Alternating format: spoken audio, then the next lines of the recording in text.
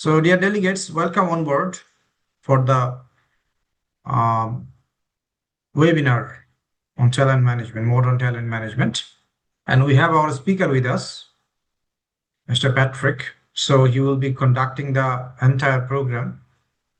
I'll be taking around 10-12 minutes time initially for giving an introduction for this organization, World Academy, and a couple of its upcoming programs. After that, I will hand over to him, and he will continue for the rest of another almost 1 hour, 40 minutes, or as long as required. So once again, on behalf of World Academy, we are welcoming all of you for this online webinar on modern talent management issues. Our today's speaker, Mr. 𝗪𝗪𝗻𝗂 from Nigeria, he will be focusing on this particular point in depth. Hope you can enjoy the session. So let me share my screen for a couple of minutes.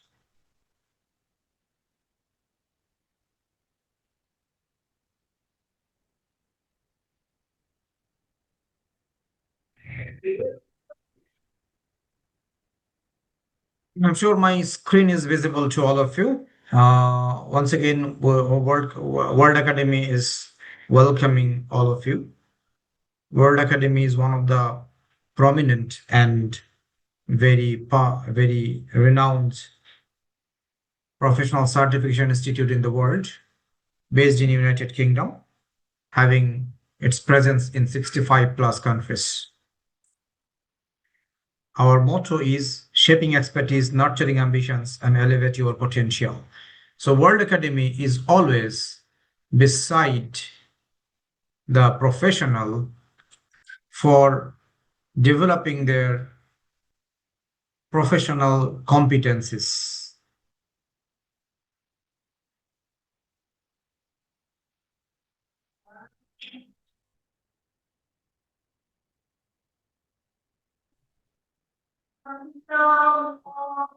World Academy is a UK-based organization, I told you, and this is the UK RLP number for World Academy.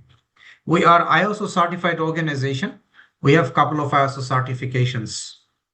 In the areas of learning and development, and our impact on the global landscape, presence in 65 plus countries, 200 plus programs from academic to certified.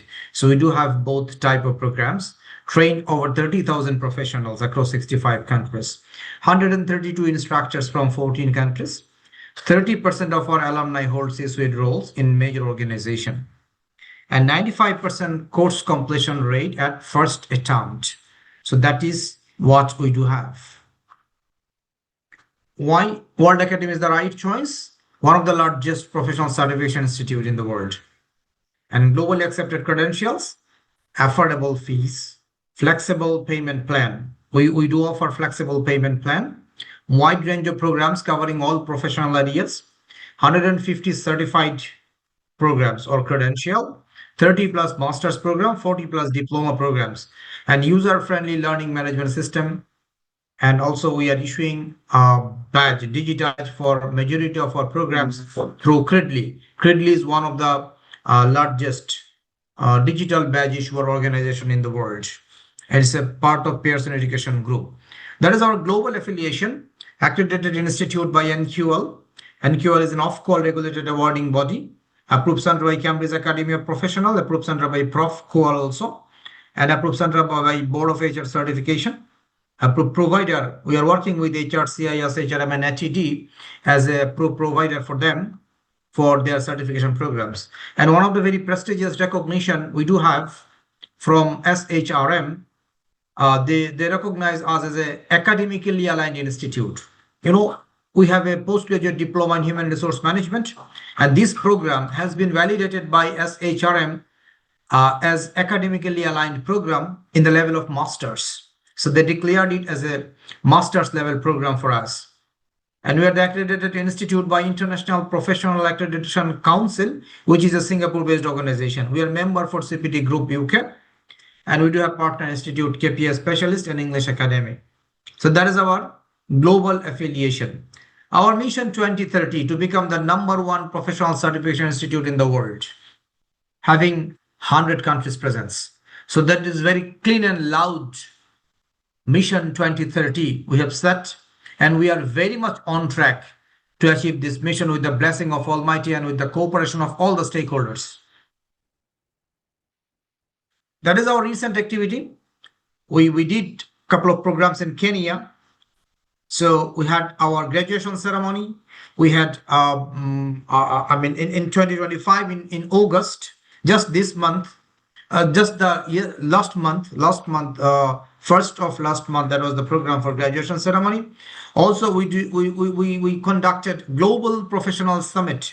We organized it jointly in Kenya, Nairobi. So these are the two programs in Kenya. Also, we had our graduation ceremony in Uganda in the same month, with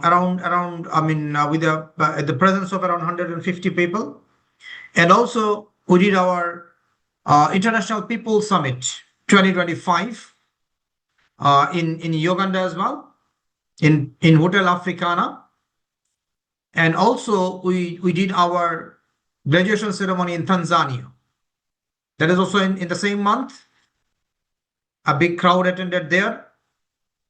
And we also had Global Professional Summit 2025 in Tanzania as well. So these are some very important and very prestigious program for World Academy in African Belt. We just completed this one. Our upcoming programs in the coming months, but before that, we have launched a very, very important and potential program, which is called Professional Masters. So that is really very, emphasizing on the professional areas. And the descriptions you can see here, it is a level 7 program, 12 months duration, and 8 functional domain. Each has 8 functional domain. That means it is not subject based. It is not a theory based. It is completely focusing on the professional area. So Professional Masters in Applied Human Resource Management. There's the title. And this program is endorsed by NQL. NQL is an off-call regulated awarding organization. And the certificate will be issued by NQL as well. And this program contains 72 ECT points, right? And for each functional domain, 8 functional domain, for each there are 4 applied competencies. That means it is, as again I told you, it is not a subject-based theoretical knowledge. It is a practical-oriented. It's a competency-based program. So total 32 applied competencies will be discussed, will be learned through this program under 8 functional domain, right? And it is only for experienced professional, not a single one who has only graduation cannot do it. And it is self-paced basis. So the feature is total 72 ECT points, level 7 program, NQL endorsed, SHRM, HRCI and ATT recognized program. 8 functional domain, 32 applied competencies, 1 year duration, $1,250 USD only. Make sure only $1,250 USD. And please note that this professional masters is distinct from an academic masters. It is not as the academic masters. And up to 50% scholarship for limited time. And there is a scholarship scheme rubric. So once you are submitting your profile, our admission team will assess and will let you know what your percentage of the scholarship. So scholarship will be based on this 1,250.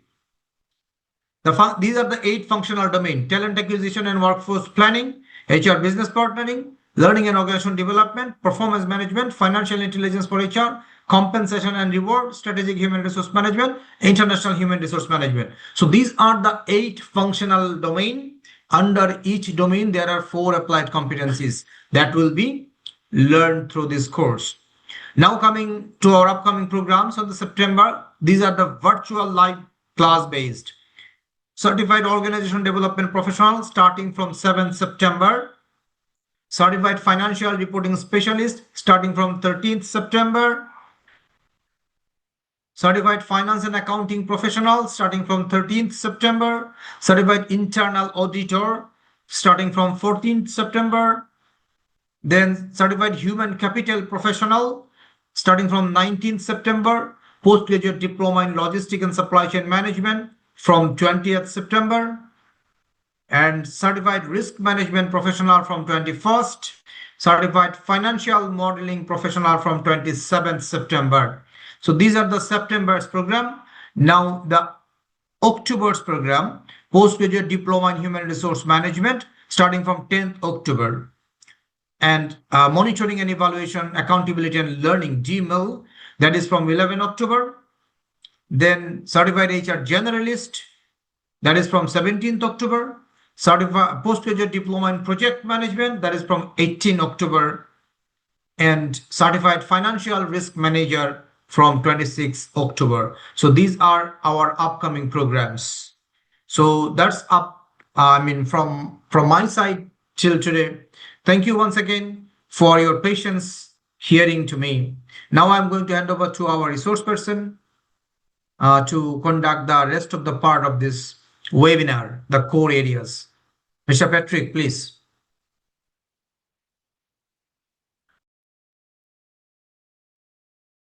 All right. Good day, everyone. Pleasure to be here. I'm going to share my screen. Oh, before I do, kindly confirm if my audio is clear or you can hear me audibly. Yes, you are visible and audible to us. All right, great. I'm going to share my screen. Do let me know once my screen is visible.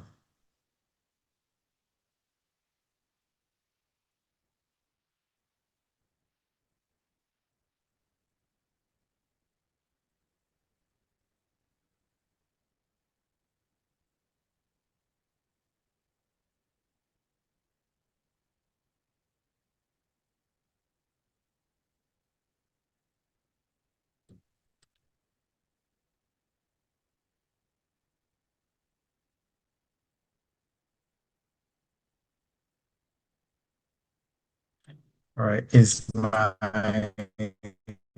presentation screen visible?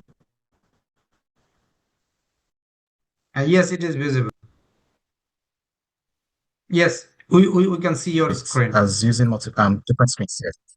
All right, great. I just need to be sure I was presenting the right screen. All right, so today we'll be discussing introduction or just Patrick, I think you can switch off your camera. We'll I think just you be can switch. talking about three major topical areas. All right, is this Yes. better? Yeah, now the voice Okay. is okay. Please proceed. Okay. Thank you. All right. So today's session we'll be talking about three main areas of talent management. So first of all, we're just going to run through the whole 9 yards of what talent management is, just so that we all have a common frame of reference.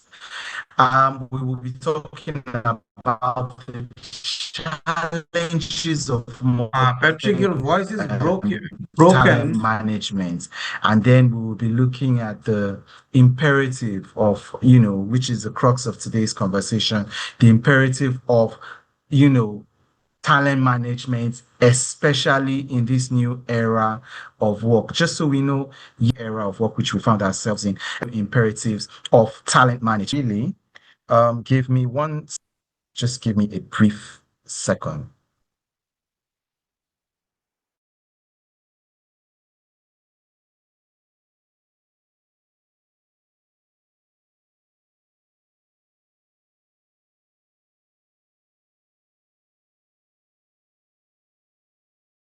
Hello, is this better now? Yes, Can you it is hear me? better now. Okay, great. Let me share my screen once more.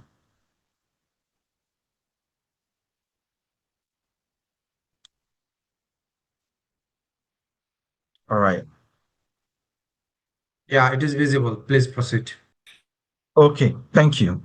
So, by way of introduction to talent management, I always like to take a step back, look at where we're coming from, and then we can always learn from history so that we don't repeat the same mistakes we made in the past. So, it's very easy, especially when times are good, um, to take talent management for granted. Okay. But doing this is at our own peril. Let's just take a step back. The era of the great resignation or the great attrition, many companies were dealing with the reality of talented employees quitting their jobs.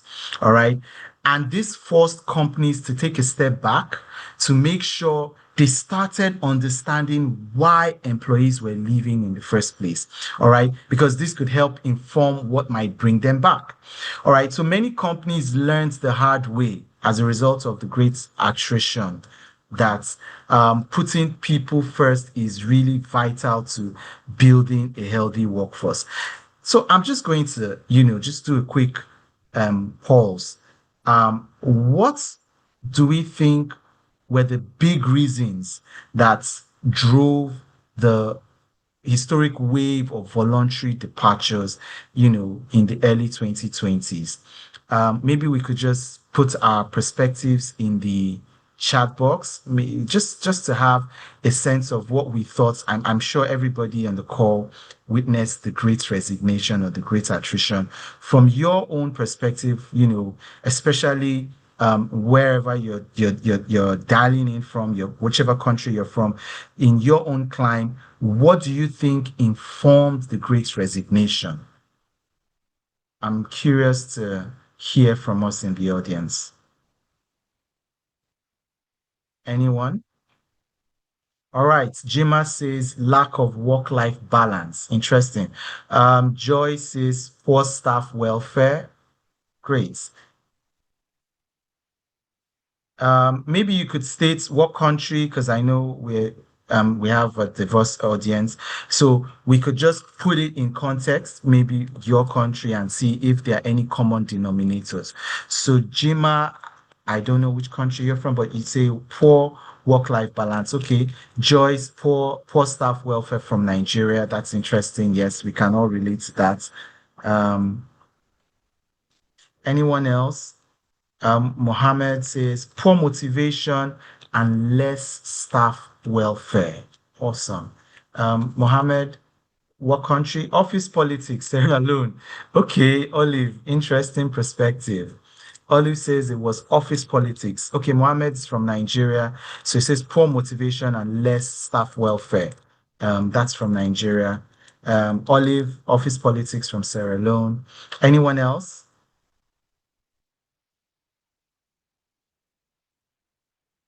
Unless we say the great attrition didn't happen in our country.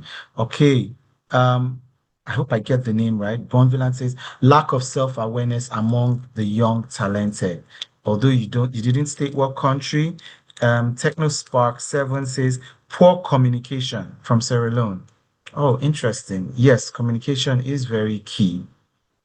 All right, maybe I'll just take one or two more, and then we could just, lack of employee engagement. Infinix says that. Dami says lack of training and employee development. I would just assume that Dami is from Nigeria. Okay, Bonvillain is from Tanzania. All right, so Bonvillain from Tanzania, I'm sorry if I didn't get the pronunciation right. Lack of self-awareness amongst talented youths. Shahidu says not recognized by senior management from Bangladesh. Okay, awesome. So there's so many reasons. Lack of respect for employees from Liberia, Hill. Interesting perspective. So, I mean, whatever the reasons were, some things really stood out. post-pandemic or as a result of the pandemic, the cost of switching jobs went down significantly. Oh, corporate politics. Nahidru says corporate politics was one of the major contributors to the great attrition. Awesome. It became very easy for employees to switch jobs.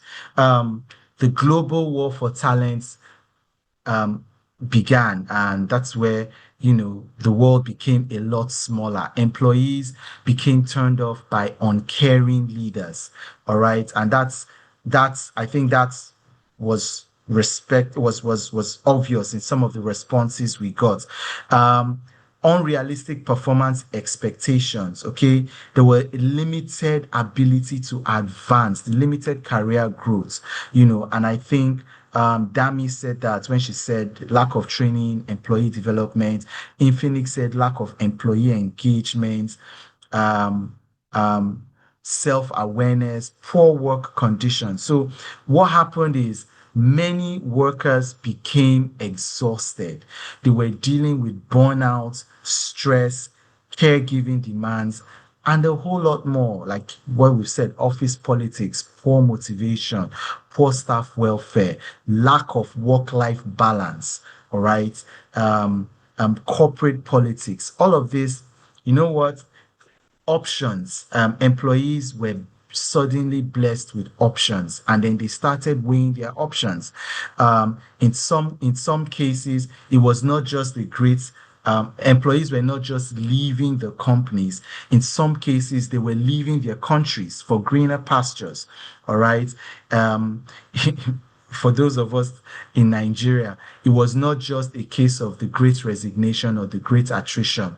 We had what we call the great Japa phenomenon, where we had many indigenous Nigerians leaving the country during that period in search of greener pastures. So companies were not just dealing with attrition of employees from their companies. They now were faced with attrition of talented employees from the country as a whole.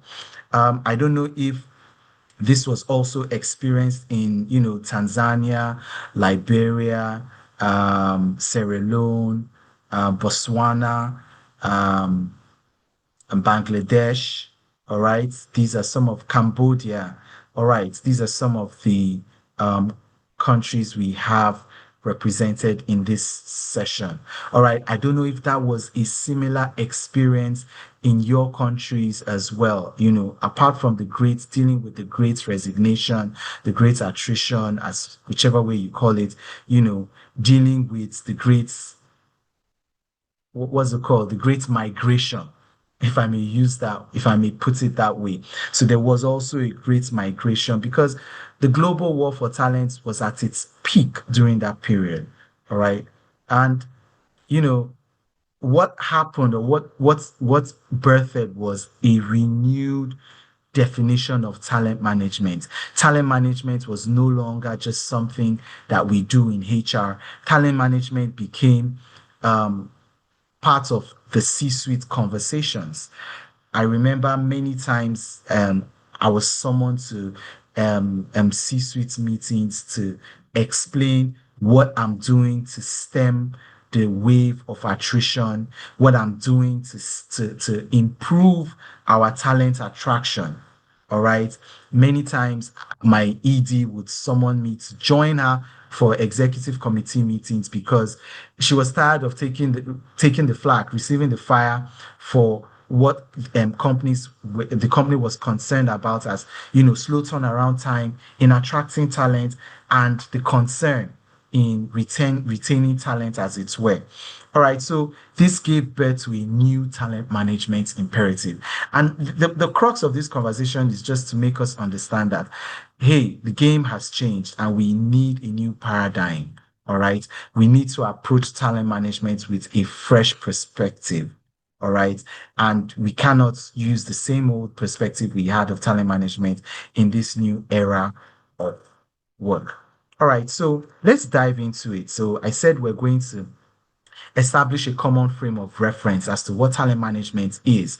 And this is like the simplest definition of talent management.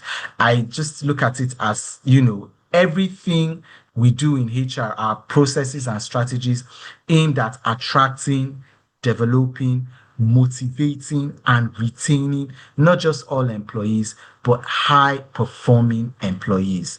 All right. And what is involved in talent management? So we'll talk about five main areas of competency areas that should form any CHRO's playbook with regards to talent management. And first of all, it's the imperative to find and hire the right people.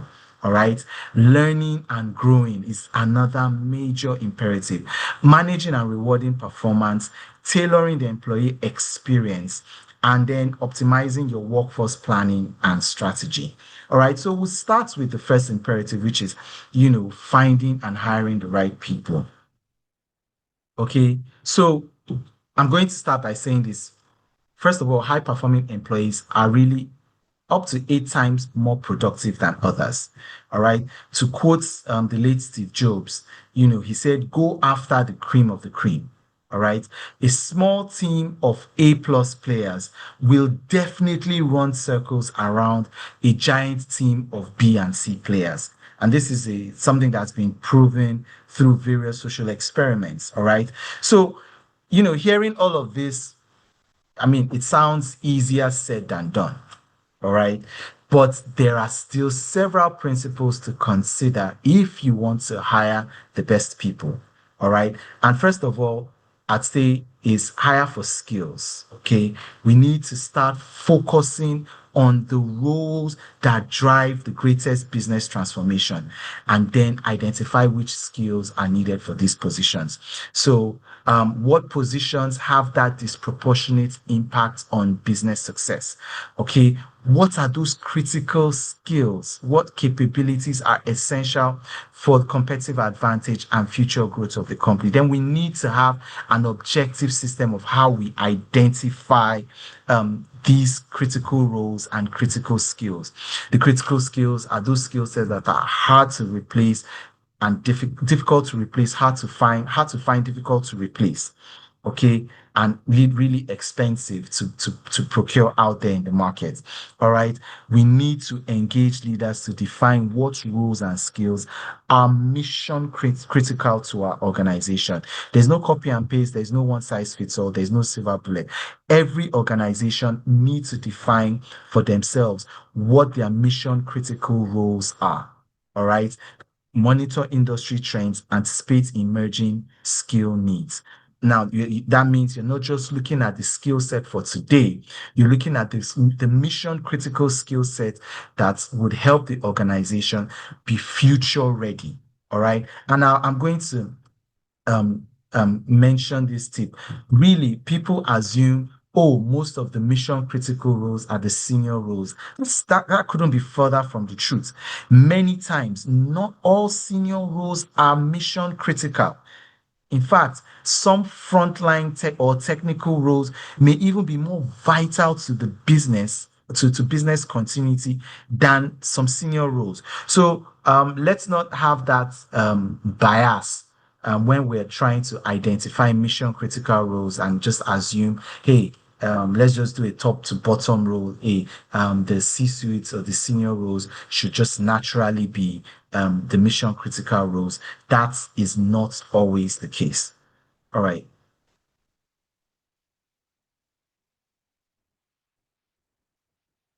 So, still on finding and hiring the right people, another very important a tool we need in our toolbox is, our employee value proposition. I know we've heard this many times, okay? But the truth is your EVP is another way of just saying what employees will get. It could be, for example, monetary rewards, work experience, for what they give, their time, their efforts, their ideas. Okay. Your employee value proposition should be distinctive, should be targeted, and should be real. Why do I say this? Because a strong, consistent EVP is very key to a great talent experience. Okay. Once upon a time, companies could attract top talents with just an enticing EVP that promised a lot, but often fell short after the hiring has been done. Today, however, candidates are wise to this game. Okay, there's word of mouth, there's social media, there are online reviews, and there are even news reports in many cases that have exposed companies that fail to deliver on the promises made in the EVP. So this makes potential candidates wary of what we call all talk and no action EVPs. All right. So it's important when we craft our EVP, we must be willing to walk the talk. Okay. We must like I keep saying many times, where your EVP aligns with your culture, then there is integrity. All right. But where the culture is a far cry from what your EVP promises, then that company is not walking the talk of their EVP. All right. And I'm going to, I can't leave this topic without talking about the growing pains and the reality of AI. Of course, AI being the new kid on the block, has come with so much potential. Okay. It's come with so much potential, right? But I'm going to say this. Many companies thought AI would be the ultimate game changer for talent acquisition, but many of the inaccuracies and inconsistencies of AI have become apparent. Okay, whilst I can, share there are many success stories of AI, but I will say that if AI is not properly managed, it can undermine your entire hiring process. But when it's used strategically, it will add real value to the experience, both for candidates, recruiters, and hiring managers. All right. Okay. So what I will say is that too much AI in recruitment will make the process impersonal and can make companies miss out on top candidates. Another set of people are really bothered about the algorithmic bias, especially where training data has led to unfair outcomes in AI. All right. Today's tech, I'm not sure it can handle the high level of talent acquisition strategy needs. Okay. But I would say that AI is learning and it's learning quickly. All right. I've had the opportunity to experience quite a couple of AI-powered recruitment processes from where the recruitment started with, rather than uploading, just asking you to upload your CV, there was an interactive chat box where that was AI-powered. And rather than the traditional questions, the AI was, it was really conversational, the typical details that they would ask you, in a very conversational manner. I was filling in those details, and that's how my application process went smoothly. Went a step further, and I had my first AI-powered interview, as well as AI-enabled, what do you call it? Just let my head right now. Assessment process. It felt weird though, being interviewed by an AI interviewer. I guess that's a feeling that I would need to grow, I would need to become accustomed to. But, at some point, there needs to be human interaction. So for each and every one of us, who's considering adopting AI and tech, the process cannot be handled end to end by AI. I don't think AI is ready for that. And even if AI is ready for that, I'm not sure the candidates are ready for a complete end to end hiring process without, those human touch points being embedded into it. I'm sure that will be a larger yes. Yes, Adeni, you are so correct. I didn't call the name, but Flamingo AI recruitment is full end to end. Is it full end to end AI? Isn't there going to be some human interaction at any point? Adeni? Are you saying absolutely? I'm very aware of Flamingo. There's Um, there's no there's no human interaction from the start to the end point. I've had up until opportunity to, yes, up to until the point end. of hire to the end. Yes. And No, no, how no, no, did no, that? not to the point of hiring. During the interview Okay. session, and it will give you an instant assessment. And what I Yes. because they brought up an HR or whatever position, and I applied and I saw the whole thing. Yes, you are very correct. We are not ready for that space just because the time and the I don't know, the flow is not going to be there. Maybe that's why they're even still trying to get HRs at the back end to be able to bring in Awesome. more customers on board and advise companies to Great. go into it. Awesome. Thank you for that. Because I would have been surprised if from recruitment to hire, there was absolutely no human touch points. I mean, that would have felt very, very impersonal. And I would, advocate, that at some point, maybe for the initial screening, interviewing, preliminary interviews. Yes, you can leverage on AI to help you become effective, but at some point, you know, I would, as a candidate, as my own candidate experience, I would expect that there would be some human interaction, especially, and I'm going to say this, especially for senior roles. It will be it will be almost unheard of to recruit C-suite or senior roles or senior management roles end to end with just AI. Um, I'm, I'm, I'm, I would love to be proven wrong, but I just don't see the feasibility of that. Especially for those kind of roles. I'm not sure. It's going to lead to a very poor candidate experience. All right. Thanks for the contribution, Adini. And then let's look at learning and growing. Okay. Hiring new workers, we all know, is twice as expensive as upskilling or reskilling existing employees. Okay. So, Richard Branson once said when he was asked the question, and what if you train employees and they leave? And he responded, he said, what if you don't train employees and they stay? All right. You find yourself in a worse dilemma. All right. So learning and growing is an integral part of talent management. Okay. And it's broken into 9 steps. In three major buckets. Okay. There's a scouting, shaping, and shifts. All right. Under scouting, you need to conduct your workforce planning to assess what the potential skill gaps are. Okay. So you could do what you call the demand analysis, determine demand analysis, your supply analysis, and then your gap analysis. Okay. So demand, what are the future anticipated skill sets that will be required of your workforce? Your supply analysis, what skill sets, competencies, capabilities exist in your current workforce? And then your gap analysis, what's the gap between what is required and what exists?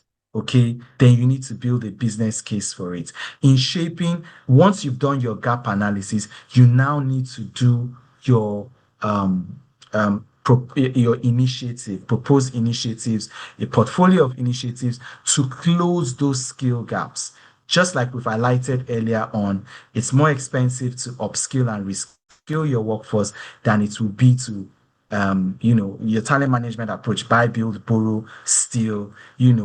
Buying is more expensive than building. Okay. Borrowing is still more expensive than building. All right. And of course, stealing is more expensive than building. So since building is still the most feasible, viable approach, it's just going to cost some time. All right. We need to tailor our learning journeys and delivery plans for the specific roles and for specific groups of employees. All right. Now, we also need to decide on the learning infrastructure and enablers. Okay. And then finally, the shifts, the reimagining the infrastructure for skilling at scale. All right. Launching a skilling hub, delivering a skill transformation at scale across the organization, and implementing.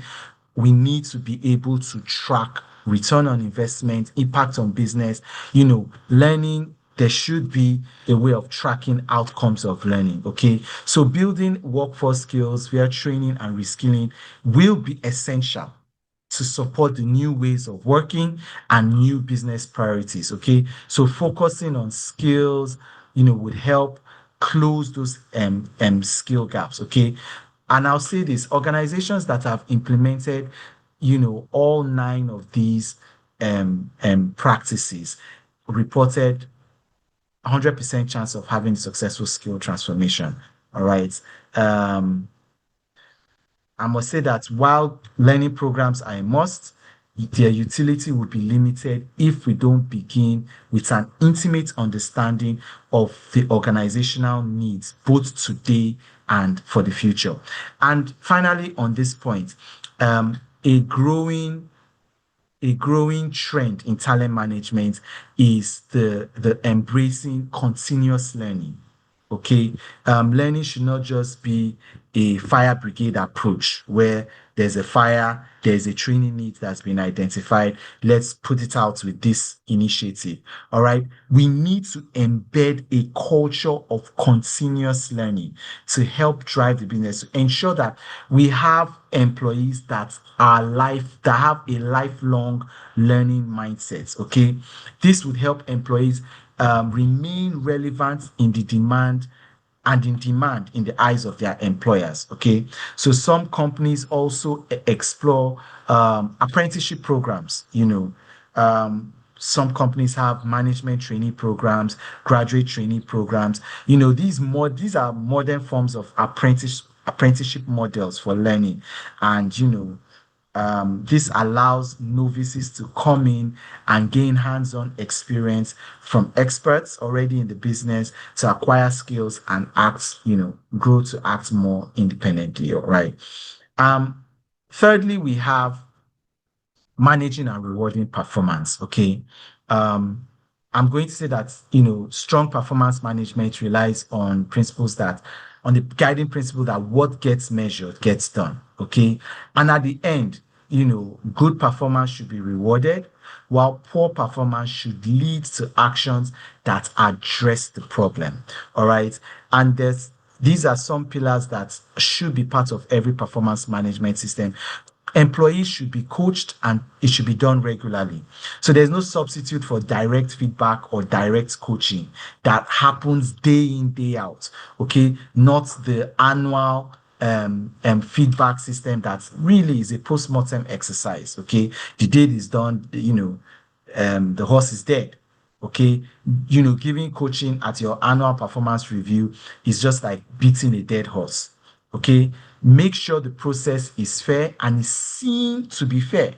What is crucial here is emphasizing perceptions, how employees' work fits into the larger, bigger picture, while ensuring that conversations keep happening. All right. Data, we cannot overemphasize the importance of data and analytics. All right.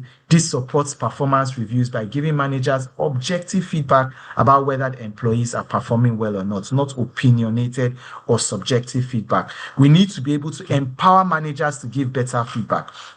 All right. We need to make sure there are built-in touch points. All right, that are incorporated into the schedules of managers, and managers are clear about their roles in giving feedback. Sometimes managers need to actually be trained to give constructive feedback, strength-based feedback, while encouraging discussions that make colleagues feel valued. All right, when it comes to grasping the power of differentiation, rewards should link clearly to talent ratings. You should be focused on rewarding clear performers, all right, while also developing underperformance instead of trying to differentiate along a broad middle. All right, and peer-based feedback, employees naturally work with more people as the organizations become flatter. So gathering peer-based feedback from a large sample can help eliminate biases and provide more accurate, comprehensive perspective on performance. All right. And so we'll also talk about tailoring the employee experience. You can't talk about talent management without talking about employee experience. Okay. For a long time, and companies considered customer experience, but there's this rising interest as paying just as much attention, that requires paying just as much attention to your workers' experience, employee experience. Okay. Tailoring employee experience is now more important than ever, especially, post-pandemic. Okay. So these days, especially, yeah, these days, instilling trust, building cohesion, leading with purpose have become critical, and it does make a big impact. So there are three main buckets when it comes to employee experience. We start from a social perspective, right? People and relationships. Employees want to know that they are seen and treated by their leaders as significant contributors to the organization. All right. I was talking to a CEO very recently, and the CEO he told me, look, he leads a digital business that has offices in the US and in Nigeria. And, so he's always, shuttling between the US and Nigeria. So sometimes he may spend more time in the US than he spends in Nigeria. And then he reached out to me one day, we're having a conversation, and he said, look, Patrick, my head of finance in Nigeria just resigned. And I said, so did you ask why she resigned? He said, yes. And he was bewildered. He was confused. And he said, the reason why she resigned was because she said he wasn't talking to her. And that's why she resigned. And I laughed. I said, yes, that's a good enough reason for anybody to resign. And he was really confused about it. He was like, but why? And I said, look, communication is the lifeblood of any relationship, especially an employer-employee relationship. Yes, you're running a business, an international business in more than one country, but you need to ensure that communication happens. Human beings are social animals, yes. So when people feel starved of communication, that relationship will just wither away. Okay. And I told him, I said, as the CEO, you are the chief culture officer. All right. So if you alienate your team, your core team, you can be rest assured that your core team will alienate everybody else that reports to them. All right. So, yes, relationships matter. People need to know that they are seen. They are treated with respect. Teamwork. Do the people I work with every day trust and care for one another enough to create a collaborative and innovative environment? What's the social climate in the organization? Do employees feel welcome in that community? Do they feel like they belong?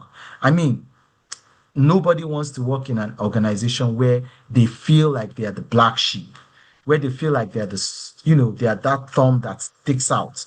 Okay. They don't feel like they truly belong in that company. They wouldn't last long. Okay. Then when you look at the work itself, okay, in the work organization, do employees have clear responsibilities? Do they find the work interesting? And do they have all the resources they need to succeed in their role? All right.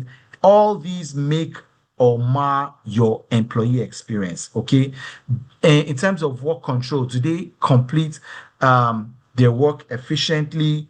Do they have flexibility? Do they feel micromanaged? What amount of control is, necessary? Okay. Growth and rewards. Look, do employees feel they are given the, appropriate incentives and opportunities to help them learn, to help them grow, so that they can, be able to provide for themselves and their family? Then from an organizational perspective, it's increasingly, we spend the most of our time at work. Okay. So employees are concerned about the purpose. Does the company have a purpose that aligns with them? Okay. And do they feel like they can contribute to that purpose? Technology has become more ubiquitous. So does your company's technology enable employees to work efficiently without friction?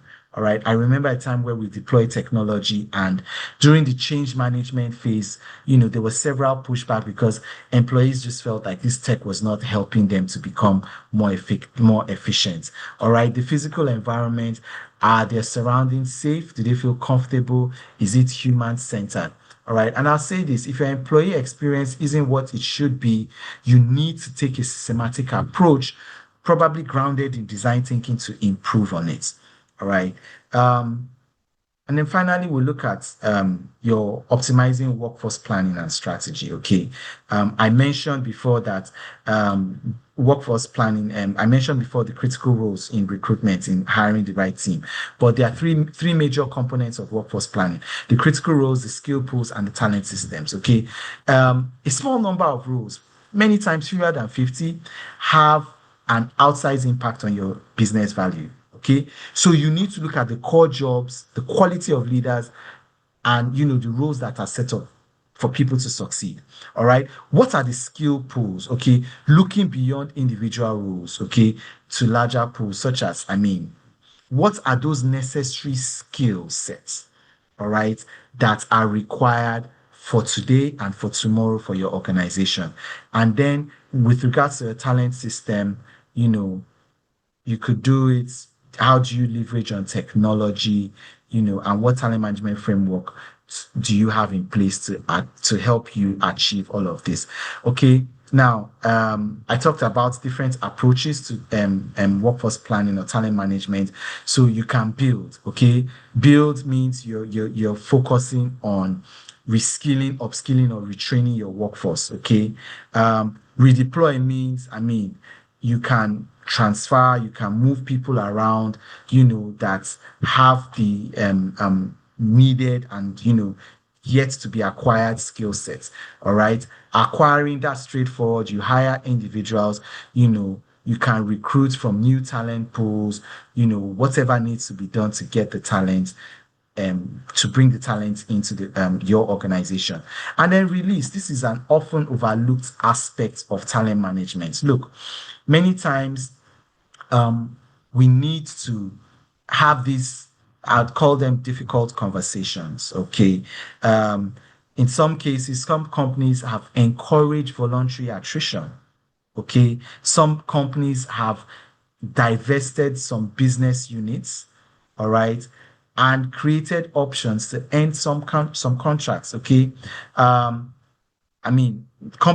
Several companies experimented with offering voluntary severance packages, and this helped organizations strengthen the workforce by allowing less committed workers to exit voluntarily.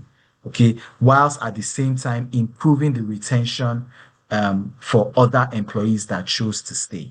Okay, and something new on the block is renting, strategic partnerships. You could outsource certain functions and leverage on the gig economy. All right, and I need to say this: if your organization is short on talent, you may need to build, acquire, or rent. Okay. However, if it's long on talent, you may need to explore redeploying or releasing employees. That may be the right approach to your workforce planning. Okay. So, that's much about talent management in a nutshell, if I may say. All right. Let's talk about, and I think we're going into the heart of the conversation today. What are the challenges that modern talent management faces? Okay. There are about 6 of these challenges, or buckets of challenges. And the first I'll say is we need to think beyond just talent acquisition. All right. There is a dwindling talent pool. There's challenging labor markets. So it's challenging labor market conditions, rather. And I need to say that talent acquisition alone is not the viable path to filling open roles. So we need to just think beyond just talent management and talent acquisition alone. All right. We need a strategy to keep the employees we already have. Because acquiring talent without thinking of retaining talent is like pouring water into a bucket that already has holes in it. All right. You're not going to be able to fill it up fast enough. Okay. And even if you do fill it up, then it's not going to stay filled long at all. All right. So we need a strategy to ensure that our employees are engaged, they're growing, and they are aligned with the long-term business goals. So failing to invest in internal growth on one hand would lead to widening skill gaps, longer hiring cycles, and very high turnover. So this is where talent mapping, talent development, and also prioritizing talent mobility. So career pattern engagements, ensuring that alignment remains there at every point in time. Engaging and retaining top talent. Okay. Employees need to see that they can grow and build the careers they want within your organization. Lack of any form of structured talent development. Now you notice that there are, throughout all these challenges, there will be some common denominators, and we need to pay attention to the common denominators that are challenging talent management as it is today. Okay, so lack of structured talent development, unclear career paths, and limited growth opportunities will definitely push your top performers to look elsewhere. All right, other factors like work-life balance, remote work flexibility, and a culture of recognition, they also play a major role in whether employees decide to stay or to leave. All right. So at state this that when retention suffers, so does the business. Okay. High turnover would increase your hiring costs. It would disrupt your business operation and weaken the morale of your existing employees. Okay. And this in turn will create a vicious cycle that will become difficult to break. There was a time I was facilitating a strategy session for a group of companies here in Nigeria. And, typical me, I had asked for their workforce data before the session. So I asked for the workforce data for about 5 years. All right. And I did, a quick analysis of the workforce data. And, during the strategy session, they were developing a 5-year corporate strategy. And during one of the sessions, I was moderating the session. I said to the company and all the executives that were there that in 3 years, they were going to lose 60% of their workforce. And you could hear the room, the silence that was there, you could hear a pin drop. Okay. And the GMD looked at me and said, "Why did I say that?" Of course, as the saying goes, without data, you're just another person with an opinion. All right. So I told the GMD of the company that I gone through their workforce data, and they have an average, for the past 5 years, they've had an average attrition rate of 20%. All right. And if nothing is done, if you look at that average year-on-year attrition rate, they would have lost 60% of everybody in this room. So here you are doing a 5-year corporate strategy, and in 3 years, 60% of the people sitting in this room coming up with this corporate strategy will no longer be here in the company. So you're going to have another generation of people who, were not part of the process.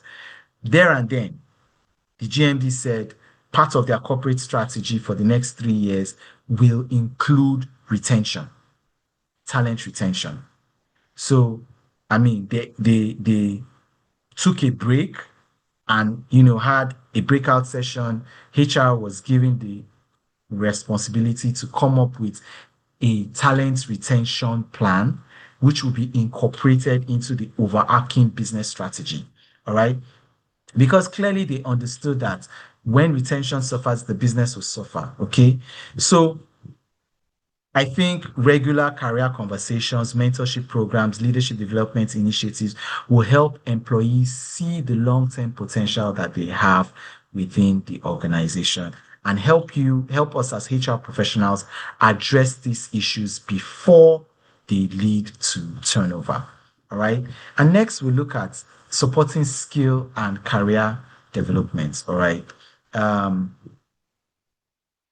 How we work is evolving fast. Okay. So employees need ongoing skills development to keep pace. Okay.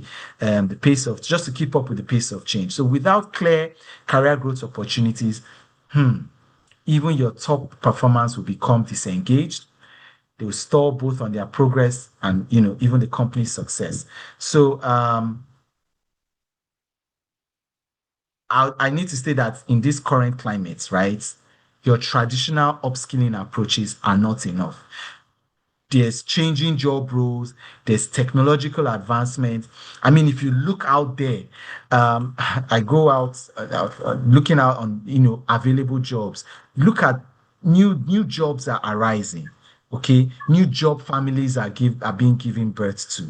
All right, so you need a strong development plan that includes structured learning, mentorship, and well-defined career pathways to help close these skill gaps and keep your employees engaged. All right. Because of these technological and job changes and career advancements, technological advancements and job changes, there's an increasing demand for specialized skills, and we need a more dynamic approach to our learning.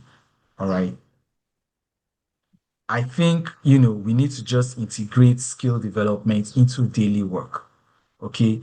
This is possible if we can create a culture where employees are growing continuously. That way you can attract and retain your top talents. All right. I think somebody unmuted themselves. Do they want to say something? All right. Okay.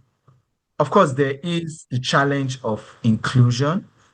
And I need to state this, inclusion goes beyond just having a policy on your DI policy, okay? Your policy is not enough, all right? You need to build a workplace where every employee has a fair shot at growth and success, okay? Many organizations have taken proactive steps to address, this unconscious bias, yet I'll tell you the truth, in hiring, in performance reviews, in promotion, even in learning opportunities, you still see that level of favor that some employees enjoy over others. And the impact on talent management is very obvious because the fact is, when talent development isn't equitable, neither would opportunities be. Okay, so without an inclusive talent management framework, you risk losing top talent, you weaken innovation, and you could also risk damaging your reputation. If employees don't see a future for themselves in your company, they will definitely look elsewhere. So to get it right, you need clear career pathways. Again, I kept on saying that there may be some common denominators, and we can see them playing out, objective performance criteria and leadership accountability. You need systems in place that can flag biases. You need to have diversity metrics that you track. I mean, for countries, these diversity metrics are different. I've sat in a promotion performance review committee meeting where an employee who merited a promotion, was put up for promotion, earned the promotion, performed significantly better than her peers. All right. But that employee's promotion was about to be stepped down simply because she was an unmarried single female. And if promoted, she was going to be promoted to lead a team that was comprised of married males. And, the bias then was that, how can a young single female provide leadership over a team of married males? And then, of course, I can't be in such a committee and not lend my voice. And I asked the question. I said, look, please, where is marriage certificate a credential for work?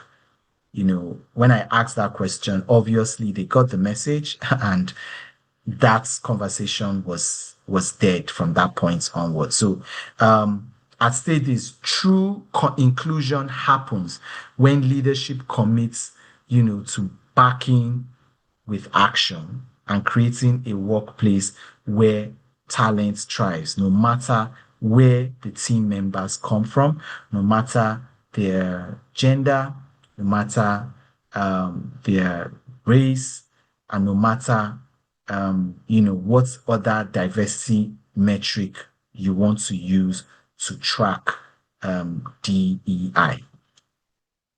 All right. All right. So, oops, I missed. All right. So, middle management, I'd say they are an endangered species, and let me explain why I call middle managers endangered species. Okay, by and large, middle management, they keep the organization running. Okay, but they are literally running on empty. Most HR leaders, recognize that managers are currently overwhelmed. Okay, um, managers feel like they're being pulled. There was a survey that was done by Gartner in 2025. The 2025 HR Priority Survey revealed that burnout is on the rise. Okay, responsibilities are piling up, and many do not have the resources they need to support their teams. So managers feel they are being pulled in too many different directions, and they don't have time for professional development, planning, performance conversations do not happen, and neither are they mentored. Okay. So this means their team members miss out on the support they need to grow. And when they are stretched too thin, engagement suffers for both them and their team, leading to, talent development challenges. So to fix this, we need to rethink how we equip our middle management for success. Better training, clearer expectations, and fewer administrative burdens will be key to help them focus on what matters most, which is their people. All right, not just the work. All right. A very interesting challenge to talent management is the growing divergent view between return to the office and in-person collaboration. Okay, so this is costing many employers valuable talent because clearly we know that the talent management paradigm has changed. The rules of the game are different. Okay, half of employees say they would quit if their employer reinstated a non-negotiable return to office. I don't know, in Sierra Leone, Tanzania, um, um, Liberia, Bangladesh, what's the situation of work? Is there a return to office? Is it still remote? Is there remote? Is there hybrid?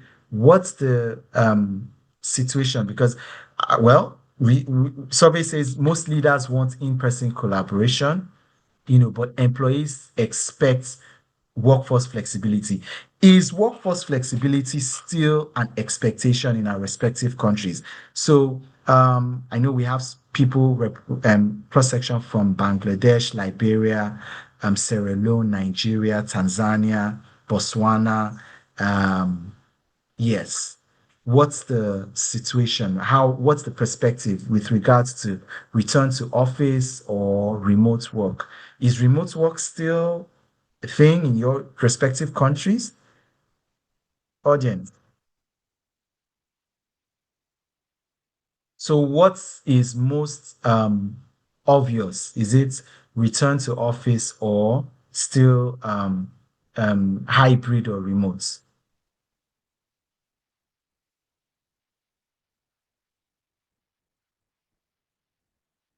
Are we there, Abdurrahman, Adeni, Naj, Trokan Hill, Shahido, Dami, Fato, Bonviland? All right. You could drop your messages or mute to share your perspective. But I need to state this. Can you share the question again? I can hear you. Okay. So Gloria says in Nigeria it's largely returned to work. Okay, awesome. Any perspective from anywhere else in the world? So Gloria's perspective from or experience in Nigeria has been largely returned to office. Thank you for sharing, Gloria.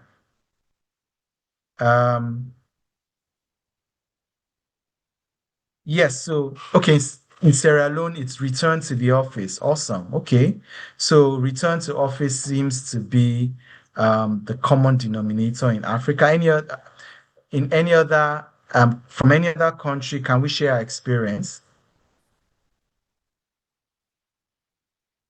So far, experience from Nigeria and Sierra Leone is return to office. So what's your experience been? Is it return to office? Is it work from home or hybrid? What's the experience been?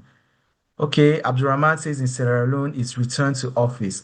Okay, Shaidu says in Bangladesh it's also return to office. Awesome. Wow, this is interesting. So are we saying remote work or work from home is dead? Are we saying that doesn't exist anymore? Oh, return to office from South Sudan. Wow. Thank you, Chemist Joel. All right. This system is applicable in South Sudan. Someone from South Sudan too says return to office. All right. Ogechi from Nigeria says return to office and work from home sometimes in Nigeria. All right. So which one doesn't exist anymore in Sierra Leone? Is it return to office or work? Okay. So work from home or hybrid doesn't exist in Sierra Leone anymore. Wow. Nahidu says return to office, hybrid in Nigeria. Thank you, Ifeanyi Udeze. All right. If we're to just do you know, a survey based on the sample population we have here, it's largely return to office and hybrid. Again, I must add this twist to it. Do you know that it's becoming more difficult? I don't know if this is your experience as well. Do you know it's becoming more difficult to hire Gen Zs? Okay, Nancy Omotun, thank you. For me, for Nancy in Nigeria, she works remotely. And I was going to speak to what Nancy just said. Do you know, I'm not assuming Nancy is a Gen Z by any way, but from my experience, I work in a group of companies and, one of our subsidiaries is entertainment based, right? So we have the largest portion of our employees in that business as Gen Zs. And for them, look, remote work is a must. Hybrid is a must. You cannot get them to come to the office 5 days a week or whatever. Either you're giving them they do a shift system, they can cope with shifts, they can cope with rosters, but tell them full office, you end up losing them. In fact, there were some of them that we recruited, and up until hire, they refused to come into the office even for the interview. So yes, I think generational demographics may also play a key role in which work model will eventually be successful. Okay. Infinix says return to office from Sierra Leone. All right. All right. Ifeanyi Udeze agrees with my position. Yeah. All right. So, like I said, the best way forward, I think the best way forward is to shift the focus from location to results. All right. I think managers need to be trained to track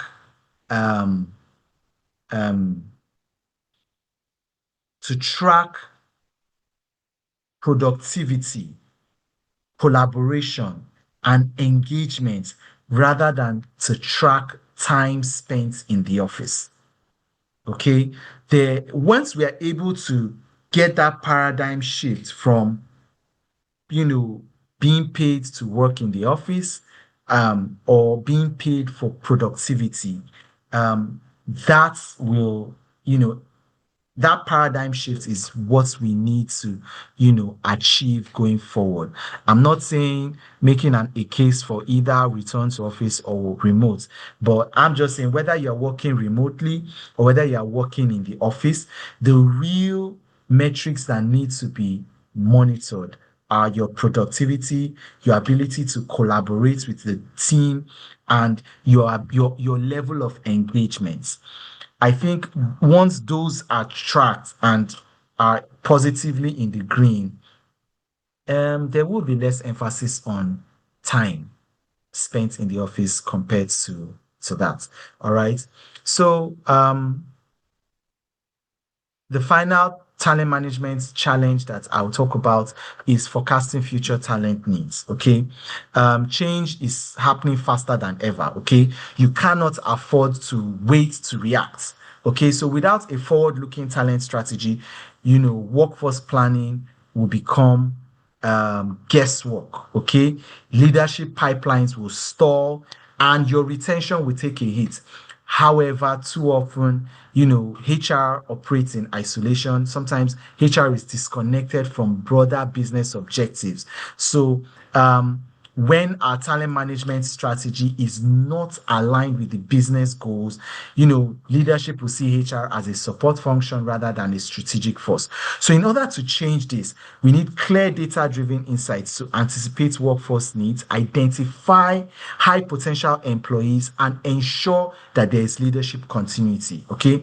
To achieve this, we need a strong talent management framework that helps us forecast these skill gaps, succession risk, and hiring demands, not just reacting to them. All right. If you're conversant with predictive modeling, this would help us get ahead of critical talent shortages, optimize internal mobility, and build a workforce that is ready for whatever is next. Okay. So we're heading to the final lap of our conversation today.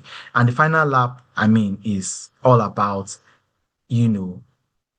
21st century tactics to build an exceptional talent management, embed exceptional talent management rather. Okay. And the first thing we need to talk about is AI. I'm glad somebody on the call has also experienced AI. I say AI is the new kid on the block and AI is here to stay. Okay.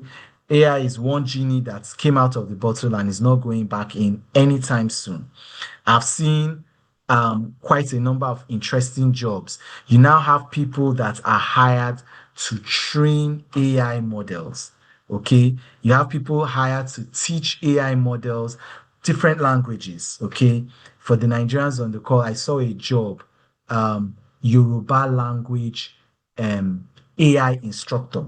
And I was curious. I went through the job description. Okay. And I saw that your job description largely is to train an AI model on Yoruba language.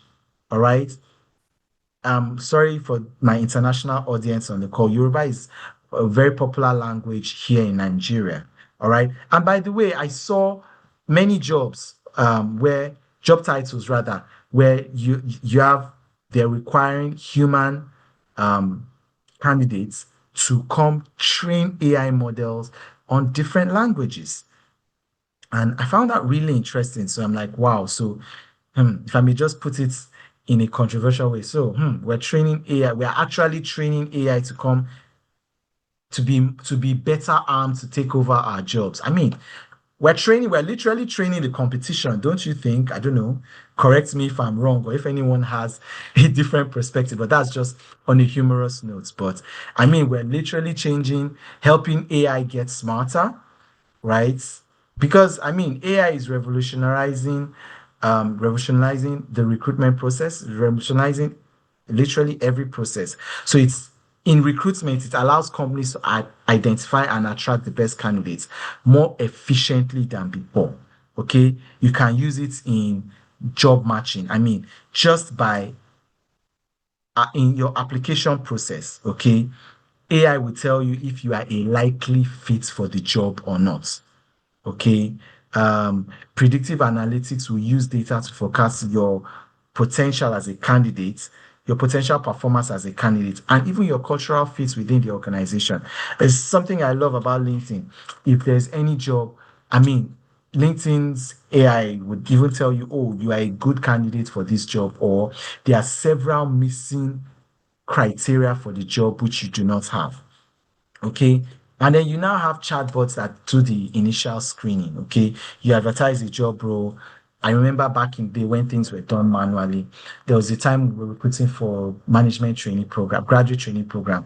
And within the first week of advertising the job, we received over 2,000 applications. Okay. And we had to go through it one by one, one by one. It was such a gruesome process, right? But thank God for AI, okay? Ogechi is asking a question whether there will be access to the materials and recordings. I'm happy to share the materials. I don't know about the recordings. You have to reach out to the organizers. But yes, I will share the materials with the organizers, and that prerogative of whether they share it or not, whether they share it or not is their prerogative, okay? But I'll do my bit, Ogechi. So yes, chatbots now could do the initial screening and would give candidates. I think it was I can't remember the person in the audience who said he went through a recruitment process with Flamingo, and he got instant feedback. So they tell you, how you fared instantly, and that's awesome. That's good. That wait time between expecting feedback of your application and not has been cut down to instant feedback. Okay. All right. My pleasure, 𝗀𝗃𝗃𝗃𝗃. Okay. Tech-driven recruitment. So just like the person on the call said, you now have, when I actually participated in an interview process with AI, it was, like I said, it takes some getting used to. If you've not done it before, it's quite an experience, okay? It felt weird though. I won't lie. It's really, really felt weird. Me having to sit before AI, and AI is the one actually doing the interview with me. I don't know. Felt really weird. So instead of traditional face-to-face interviews, companies are increasingly using asynchronous video interviews to assess candidates. Then you have gamification. Obviously, this is not new to us. So some companies incorporate gamification to make the hiring process more engaging. Okay, it will assess for cognitive and behavioral traits in candidates, as it relates to the job. All right. Building a culture of continuous learning. So the rapid pace of technological change means that employees need continuous learning opportunities to stay ahead of the curve. So any organization that fosters a culture of lifelong learning will have a more innovative and adaptable workforce. Okay. And this can be done through micro-learning and e-learning platforms, that we can launch short, focused training sessions that will help employees develop specific skill sets on demand.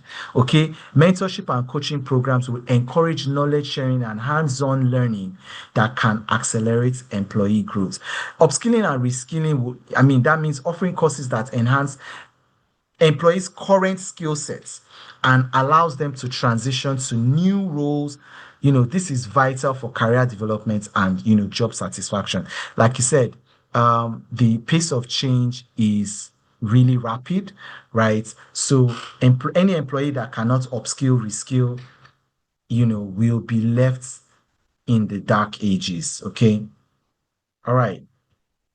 Thank you for all those appreciating me for sharing and my commitment to share the slides. All right.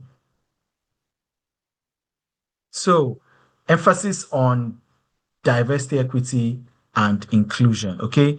So in this century, companies can no longer afford to overlook diversity, equity, and inclusion as an essential component of your talent management. So your DI initiatives have been proven to improve creativity, innovation, and problem solving, by fostering diverse perspectives. So look at diversity in our hiring practices, okay? We need to incorporate blind recruitment, okay? Focus on gender parity and recruitment from underrepresented groups to help build much more inclusive teams, all right?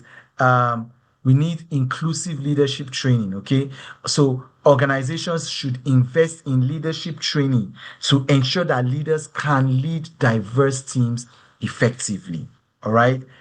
Creating safe spaces means we need to encourage open dialogue and create platforms where employees can voice their concerns and ideas without any fear of judgments.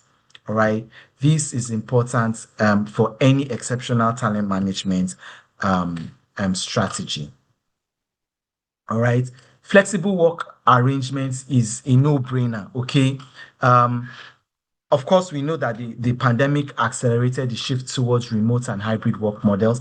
Now, top talents expect flexibility in where and how they work. So there's a focus on outcomes rather than hours works. It's called results-oriented work environment. This allows employees to manage their time and work style with a focus on results, not clocking in and clocking out. Somebody once said presenteeism is worse than absenteeism. There's nothing worse. What is worse than absenteeism is presenteeism. They're there, but they're not productive. Okay. An employee hot desk or activity-based working is where you design your office space an office space that supports various work modes and collaborative needs, not just your traditional workspaces. Companies, you can also consider launching a digital nomad program where you offer opportunities for employees to work from anywhere in the world, even if just for a short period. A practical example I'll give, experience that I had. There was this time, a particular employee walked into my office and she showed me a picture of her granddaughter. And she was like, "Oh, Patrick, what do you think of this beautiful baby?" And I was like, "Oh, this baby is a beautiful baby. How can I help? How can I help you with the baby?" She said, "Oh, that this baby is her granddaughter. Her granddaughter was given birth to in the US." And so for those that don't know, in Nigeria, there's this tradition we have where if you are a mother, right, and your daughter gives birth to your grandchild, okay, the local name is called Omugo, okay? So you are expected as the grandmom to go and spend time with your daughter to take care of both the daughter and the baby. All right. So it's a well-known and respected tradition, recognized and respected in Nigeria. Okay. And she said, look, her daughter gave birth in the US and this needs to happen. She needs to travel to the US and she needs to be able to work from the US. And just so you know, Omugo is not a short break. It takes about two months on average, sometimes more, but on average, it's not less than 2 months. Okay. Nigerians in the house, I hope I'm right with the timeline for Omugo, right? 2 months or more sometimes. Am I correct? I hope. So she needed to do that, okay? And the only way around it was for her, of course, okay, 3 months in Nigeria. Thank you, Ogechi. So, yeah, so 2 to 3 months is the timeline for Omugo, So there was no policy that provided for Omugo leave. Okay. Okay, so does that culture exist in your country, 𝗏𝗏𝗏𝗏𝗏𝗏𝗏𝗏? Does the culture of a grandmom, going to take care of the daughter and the grandchild for 2 to 3 months, does it exist in your country? I'm just a curious question. Okay. Yes, 3 months maximum, 3 months minimum, 6 to 8 months maximum. Okay, so it exists in Sierra Leone as well. Okay, awesome. So I'm glad, this resonates with all of us on the call. All right. So,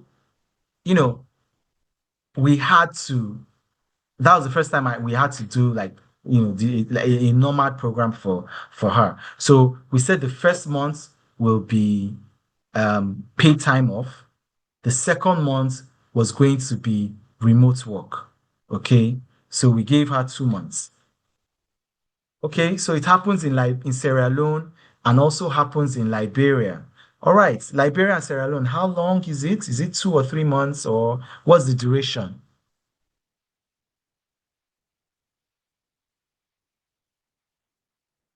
I'm just curious. Trocon Hill and 𝗏𝗏𝗏𝗏𝗏𝗏𝗏𝗏𝗏𝗏, what's the duration in Liberia and Sierra Leone for the whole grandparents thingy? Oh, 4 months sometimes. Wow. So like Sierra Leone is 4 months. What of Liberia?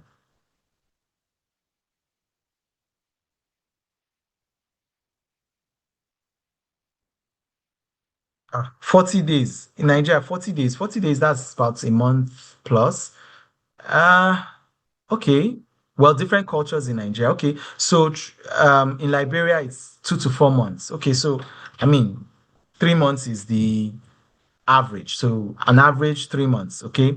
So we needed to put in place that initiative so that we don't lose this. I mean, she was the top talent. We didn't lose that top talent, but yet we accommodated for her need to attend to. Okay, yes, in Sierra Leone as well. Thank you, Abdurrahman. Yes, so that digital nomad program was put in place. I know of another top tech company here in Nigeria that puts in digital nomad program because they were losing, especially during the great resignation, the great attrition period. They were losing employees. So I know of a company, I don't want to mention the name, it's a very big and known telecom brand in Nigeria. You know what they did then? They set up remote work because they were losing employees. Employees were traveling, leaving the country in droves, relocating abroad. And, so they created a platform where even if you leave the country, you can continue working. Okay, you don't need to leave your job because you're leaving the country. Those were the digital nomad programs. They did that for about a year or two before they canceled the digital nomad program. Okay, I know they still do it for some employees that travel abroad to further their education. So they still retain their Nigerian job. Even while they're schooling abroad. So yes, so these digital nomad programs can be incorporated in our talent management strategy. All right. Yeah, so leveraging data analytics for retention. Okay, so utilizing the power of data to identify flight risks and implement targeted retention strategies. So, I mean, predictive attrition models will develop algorithms that will forecast which employees are likely to leave based on various factors. Use of sentiment analysis, natural language processing to analyze employee feedback and gauge overall satisfaction levels. Real-time feedback systems that's implement tools that allow for continuous feedback rather than relying solely on the annual performance reviews. I keep on saying the annual performance review is a post-mortem exercise. Okay, the patient is already dead, if I may put it that way. So any medicine you're administering at that point in time is a waste. Okay. Employer branding. Okay. Employer branding is more important now than it has ever been, because the job market is very competitive. So a compelling employer brand will be the difference between attracting top talent and settling for second best. Okay. To do this, you need employee advocacy programs. You need to encourage and empower employees to share their positive experiences on social media and professional networks.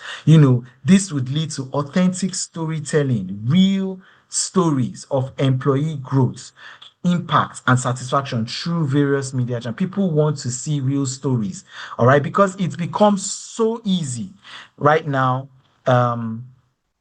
for a disgruntled employee to ruin a company's reputation. All they need to do is go to social media and then cry to the court of public opinion, and there goes the employer brand down the drain. Okay. Transparency in company culture is important. You need to be open about your company's values, mission, and day-to-day work life to attract candidates who better align with your culture. I love Google's employee value proposition. It's like a video that shows a day in the life of a Google employee.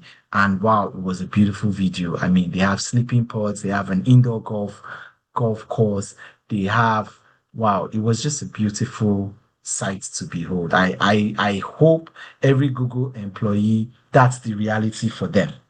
Okay. So we also talk about employee wellness. There's an increasing focus on emotional and physical well-being. This has become crucial to talent management. So companies that prioritize employee wellness often see higher levels of engagement, satisfaction, and retention. Okay, so you can do this by investing in wellness incentives. So include fitness challenges, mental health days, wellness stipends to encourage employees to take care of their health. Okay, offering workplace mental health support like counseling, mindfulness programs, rather workshops. These can help employees manage stress and avoid burnout. Financial well-being programs, okay, and financial wellness programs such as retirement planning, this can alleviate the stress associated with personal finances. All right. And then finally, on this, we'll talk about the rise of the gig economy. Okay. This gig economy offers new opportunities for talent management. I don't know how many of us still have those non-moonlighting clauses in our employment contracts or in our HR policies. Do we still have non-moonlighting clauses? Is that still a thing? Okay, Mohammed. Yeah, just to get our perspective, do we still have moonlighting? So for those, just to understand, moonlighting is a clause that prohibits employees from having another employment whilst they are still in the employment of your organization. So that's what a moonlighting clause is. So do we have those moonlighting clauses in our employment contracts or HR policies? So in other words, are we saying that do we still prohibit employees from holding multiple employments? And this is an important conversation because this shapes the talent management paradigms that we have now. 5 years ago, 10 years ago, we won't even be having this conversation. Moonlighting will be classified as gross misconduct. Okay, you can't be working for company A and still be doing anything for company B. All right, but question, is that still the situation in Nigeria, Sierra Leone? Okay, so it happens in Liberia. What happens? Are employees still prohibited from having other employments? Okay. Okay, Spark 7 says they don't have such in the contract. You work for a HR company. Awesome. So, Trokonil, what happens in Liberia, just to be sure? Whoa, it exists in your policy, Gloria. That's interesting. In Nigeria. What industry is that, if I may ask? Okay. Ogechi says you wrap it up in conflict of interest. All right.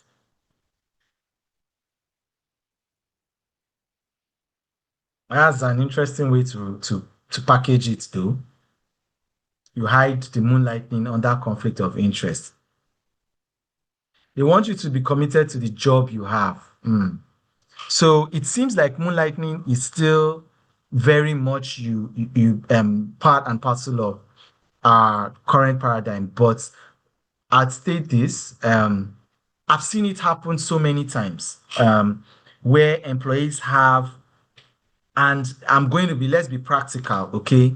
Employees, you can't stop them from having side gigs, okay? I've seen a case where somebody in internal audit was a DJ by the side. He bought sound equipment, so he's an internal auditor by day, DJ by night. Somebody else in risk and compliance was a photographer. In fact, so he had his camera, so he does photography for events and other things like that. Chukwuemeka, you say, okay, they talk about conflict of interest, especially in government institutions. Oh, that's an interesting perspective. But I'm just giving us a other perspective. Okay, oil and gas wrapped under conflict of interest, especially in leader. I can understand if it prohibits you from doing anything with competitors. All right, that makes logical sense. Yeah, but I mean, what if the side hustle, quote and unquote, let me just call it what it is, the side hustle or the side gig, okay, has nothing to do with the job, has nothing to do with the company. What if somebody is a HR manager and owns a hairdressing salon or a spa or something. Are we still going to frown at that? And then to make matters worse, right? The person on their WhatsApp status is always promoting and advertising their business on their WhatsApp status and on all their social media handles. So are we going to make it a big deal or look the other way? Is that really a conflict of interest in this world of work that we found ourselves? As side gigs, side hustles, are those really conflict of interest in the world of work of today? I think that's the question we should ask ourselves. Are we majoring in the minor, minoring in the major? Anyone? Okay, Ogechi says, it's a critical issue, you need counsel. I think, and this is my personal opinion, so long as there is no real conflict of interest in the sense they're not using the employer's time, resources, and the nature of the side hustle does not conflict with the business of the organization, of the employer. You're not competing for the same clients as the organization, right? Ogechi, yes, please go ahead, unmute to ask your question. Okay, sir. Good evening. My name is Ogechi Zak from Port Harcourt, Nigeria. All right, sir. So Nice currently, we have a situation whereby, okay, fine. We had to redeploy, some persons, reshuffle them from one unit to the other because we saw that they were, good to be moved. So we moved someone from procurement down to the operations team, and this is less than 3 months. I can currently see that he is already, setting up YouTube classes for instrumentation and system integration, and that's the exact field that the company is into. Now, this is his personal brand, and you see that most of the adverts he does, for his in quotes training sections, his personal training sections, are done within the office space and then using office time. I actually saw one of the flyers whereby he intends to teach from 12 to 14th, from 10 a.m. down to 12 p.m. and within our policy, your break time is from 12:30 to 1:30 p.m. Now, how do I handle the situation? On the other hand, I'm also thinking that when I look into this to address it, trust me, team members are very quick to take you off their WhatsApp, status. You won't be able to see what's happening anymore. You can't even decode, what else, but they still tend to do what they want to do. So in such situation, as much as I know that you can't stop anybody from doing their side business or their side hustles. How do we, manage the situation so that we protect the image of the business as well as the employee? And some employees don't even mind that they are not even strong or quite knowledgeable in a field. You just come into this field in such a short time, and then you're already setting up, YouTube classes to teach something that you are actually currently being trained on. So currently we are sending out this employee for a 1-month training in this same section of instrumentation and system integration. And you're already going out there, looking for young minds that you would train personally in your own, space. Yes, sir. So yeah, this is a clear case of a conflict of interest. Okay, so I think the major decisive factor here is, what is a conflict of interest? A conflict of interest is where what you are doing directly affects the business of the organization, of the employer. Okay, you cannot, for example, somebody is in real estate, okay, and then you are being paid a full-time salary by a company, and then you are busy selling the real estate of a competitor, or your business is in direct competition with that of your employer. That's a clear case of conflict of interest, and that's not what I'm referring to. Okay, what I'm referring to is where your side gig or side hustle, it has absolutely no correlation with that of your employer. For example, you are an internal auditor working in an audit firm and you own a photography. Oh, so I've had a team member of mine who had a photography studio. Okay.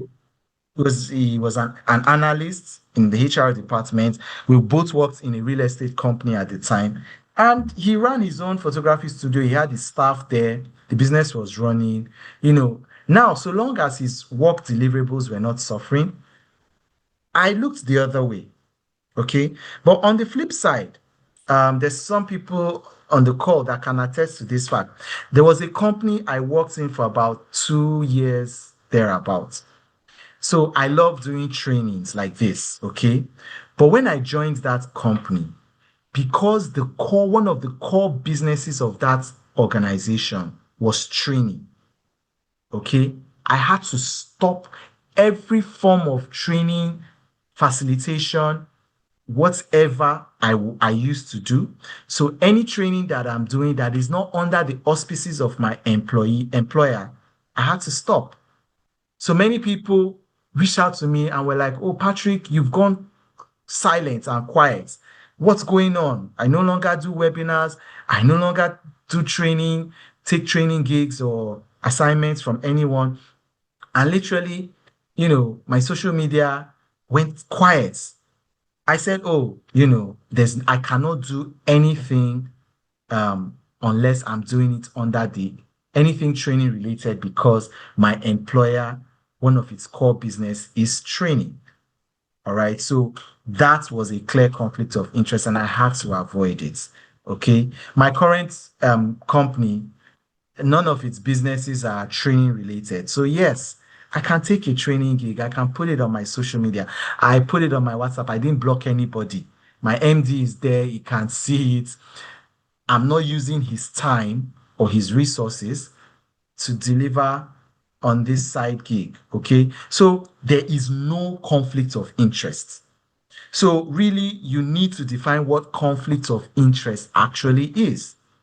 All right. And if it is not a conflict of interest by definition, that it is conflicting with the interest of the employer, then I think we should look the other way. But like 𝗠tože said, in this case, because it's a conflict of interest, I agree.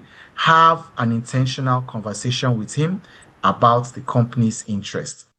Yeah. So I hope that, sort of addressed your concern, Ogechi. Ogechi, are you there? Awesome. So let's move on. Okay. Thank you. You're welcome, Ogechi. Awesome. So I thank you all for making this session quite interactive. All right. So let's just agree that the gig economy is here to stay. Okay.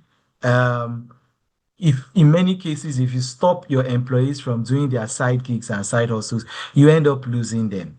Okay. You end up, making them feel demotivated and disgruntled. Okay. Yeah, so as long as I think the golden rule or the rule of thumb should be, if it doesn't conflict with thank you, Sheku. If it doesn't conflict with the interest of the employer, then it's not a conflict of interest. If it's not a conflict of interest, look, HR, mind your business and let the employee mind their business. As long as their performance does not suffer. Okay? If their performance doesn't suffer, then mind your business and let them mind theirs. That's Patrick's position on it. Okay? And then on the flip side, you can incorporate freelancers. You're welcome, TechnoSpark7. Freelancer integration. So you need to also develop strategies to effectively integrate freelancers and contract workers into your team. We call them the contingent workforce. So since we've accepted the fact that our employees are contingent workforce to other employers or self-employment, we can also leverage on contingent workforce as well. Not everyone needs to be a full-time employee. We now have certain roles in some companies that are no longer full-time, and they don't even need to be full-time. All right. I'll give some example. You have a graphic artist. Does your graphic artist need to be in the office full-time with you? You give him the brief, describe the brief, give him a turnaround time, he delivers, and you let him be. Okay. you're probably, and you accept the fact that you're probably not the only one he's working for. Okay. And these contingent workforce, I mean, they're so easy to manage, to be honest. I've managed them. I don't need to buy them work tools. They have their work tools. They pay for their technology, internet. I just pay them, look, you deliver this, deliver that, and we are good. Certain jobs, social media manager, not in all cases do they need to come to the office every day. They are good at generating content, doing your digital marketing and community management remotely. All right. What other jobs do not need to be traditional workforce, and you can deliver on those jobs without dropping any ball as a contingent workforce? Anyone? What other jobs? And these jobs are just, they fit into that box neatly. All right. All right. We need to manage time. So I'll just move. Okay. Let's see. Sales. Oh, Ogechi, spot on. Sales. I mean, sales, you pay for results, not presents. Okay. If I have a sales team and they are sitting in the office 24/7, I'll be worried. I'll be very worried. But I mean, I don't need to see your face so often. Just deliver. Just deliver. We may need to huddle once a week, or I don't know how frequently, to have maybe weekly performance or monthly performance or quarterly performance reviews. Come for the performance reviews or huddles. Even the huddles don't need to be physical. Sales, marketing, awesome. Technoparks Part 7 says marketing. Of course, sales marketer, they don't need to be, traditional. You can make them contingent. Okay. All right. And then alumni networks, maintaining strong relationships with former employees. You create a talent pool for future needs or project-based work. All right. So in conclusion, here's just a snapshot of some organizations that have implemented good talent management practices. IBM, they focused on predictive hiring and reskilling, and their strategy was they did AI-driven hiring. IBM Skills Academy, D&I focus. This reduced turnover and resulted in 30% faster recruitment. All right.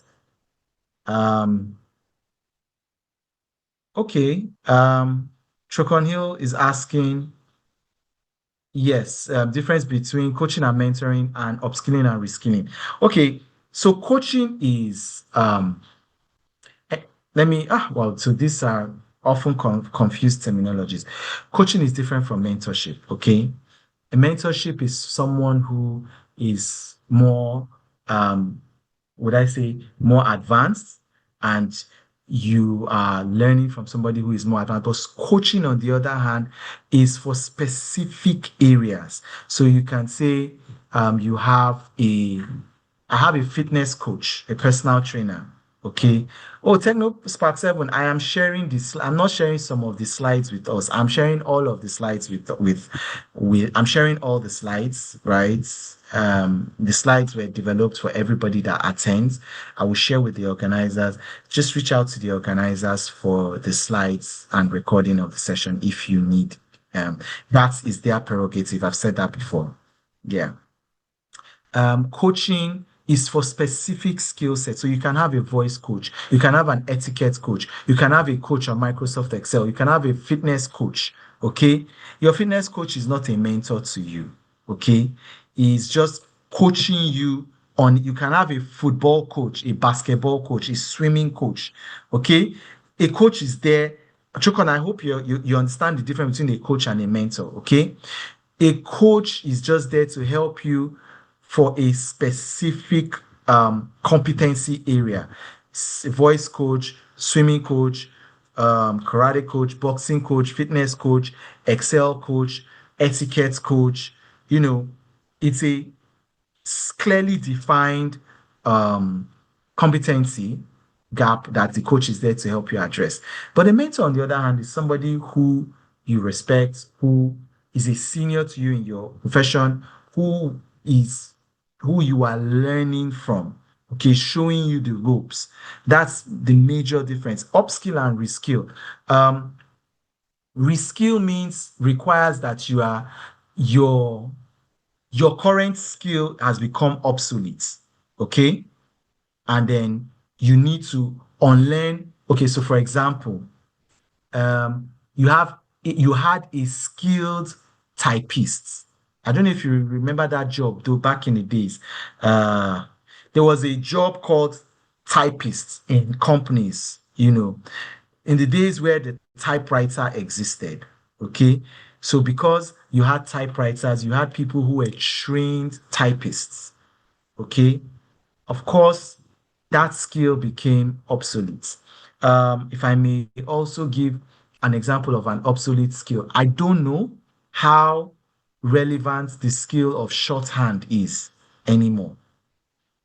Does anyone still learn shorthand? Because now you have mobile phones that record, you have AI note takers. I don't know. You're asking if people still use typewriters? Of course not. I don't think anyone still uses typewriter. But for the purpose of your question, if you are skilled in typewriting, okay, now you need to learn a new skill. You need to learn, say, you need to learn data analytics. Oh, okay. Wow. Okay. Somebody says they know shorthand. So shorthand is still useful.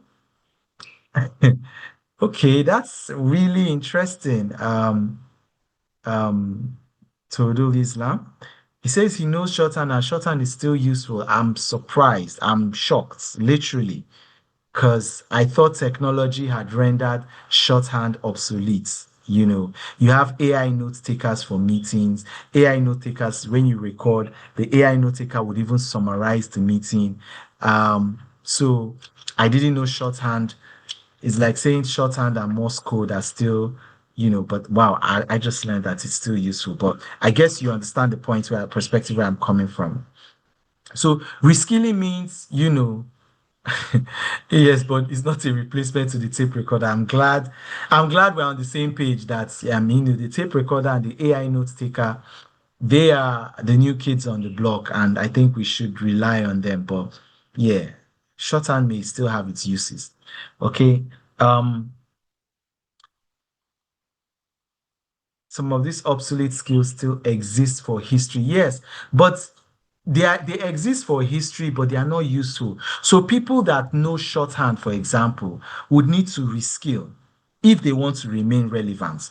That's different from upskilling. Upskilling is different. So upskilling could be I am proficient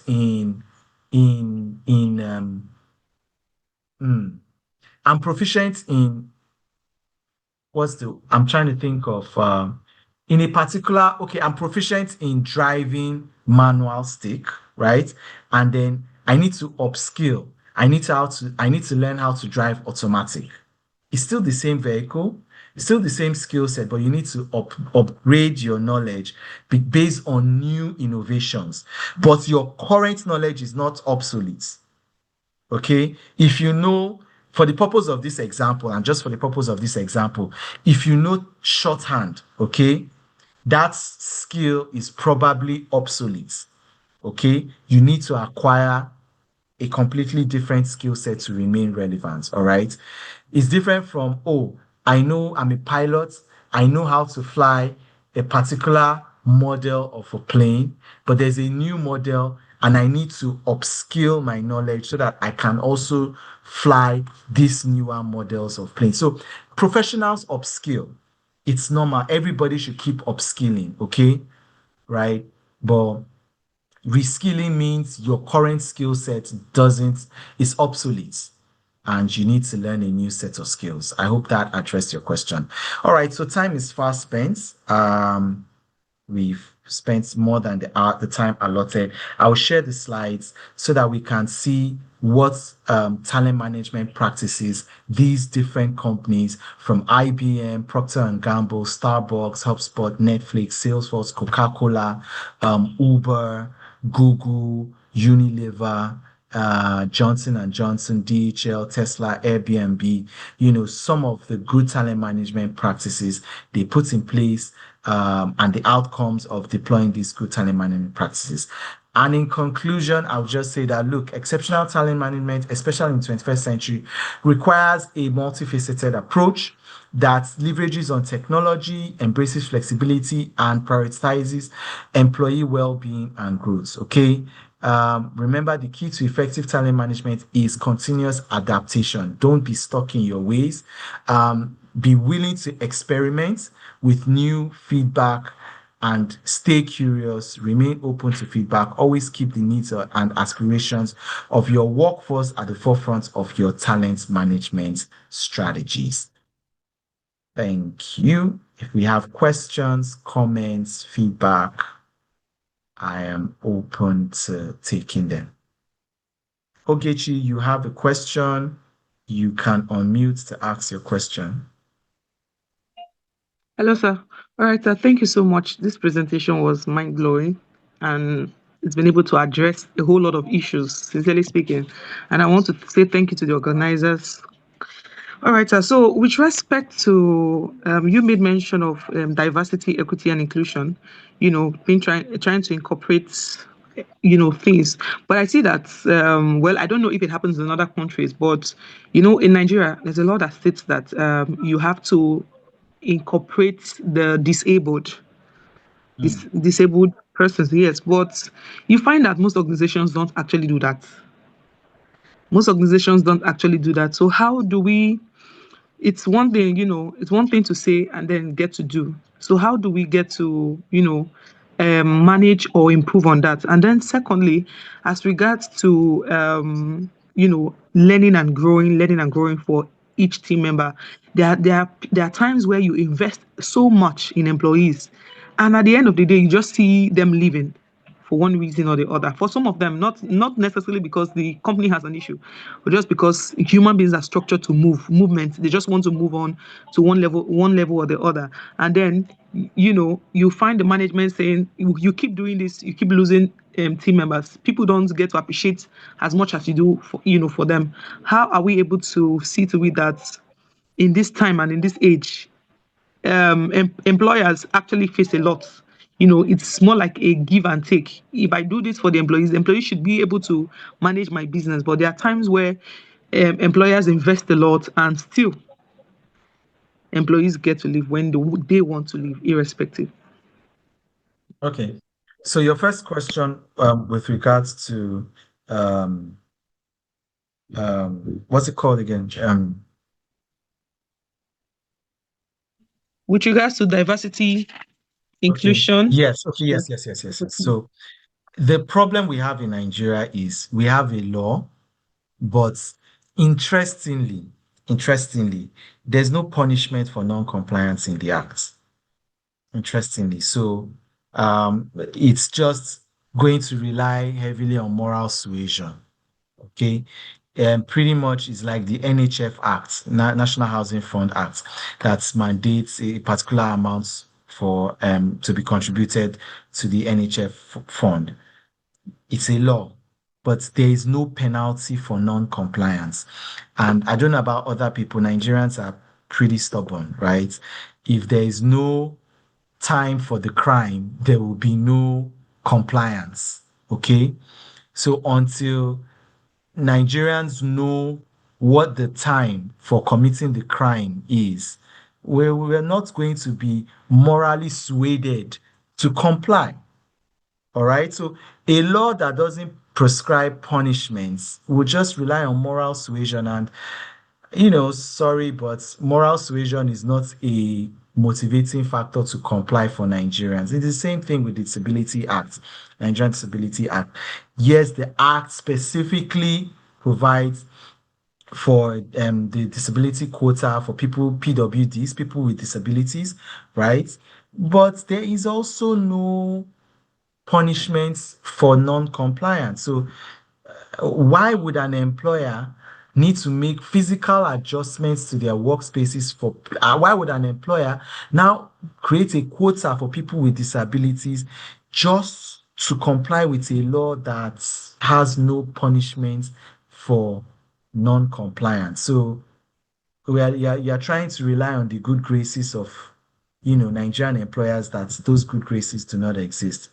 Then your second question, so that's the reason why there's been poor compliance with the Disability Act. Okay, your second question with regards to, I'm sorry, I wasn't taking notes. Your second question was regards to what? Okay, my second question was with respect to learning and growing. You provide, trainings for employees, Yes, and over yes. Okay, time, good, good, most of them yes. tend to leave the Good, organizations. And then, sir, sorry, good. additionally, there are also situations that you provide learning platform, learning management systems, and you tell employees to engage with them. And you find that some persons are actually reluctant about it. Most persons feel that the physical training whereby they are present and then involved is much more tangible than these learning management systems. Mm. I hear you. I hear you. All right. So first of all, um, L&D, the investments, and Richard Branson answered that question. What happens if you train employees and they leave? So, Ogechi, I'll ask you this question. What happens if you don't train them and they stay? If you train them and they leave, they are not useful, right? If you train them and they stay, you're still spending money on them and they're still not useful to you. So, um, which is worse?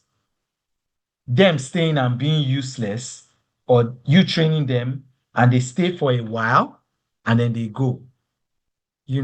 So the truth is this, even the best Google that won greatest place to work for about 3-4 years back to back, guess what? Employees still leave Google to join other companies.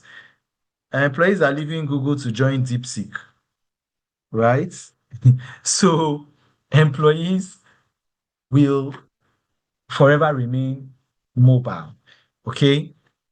And I must say this, any attempts to inhibit the rights for employees to remain mobile is borderline slavery.